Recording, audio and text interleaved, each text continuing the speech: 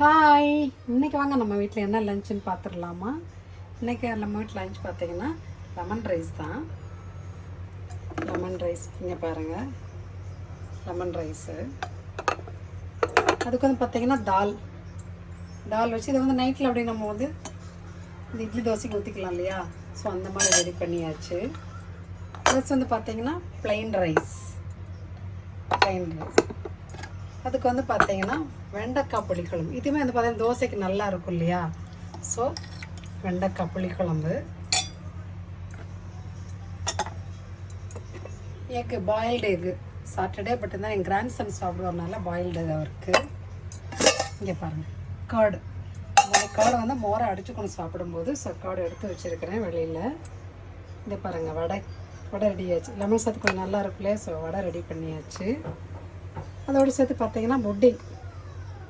இங்கே பாருங்கள், pudding ready ஆயிடுச்சு. வாங்க சாப்பிடலாம்.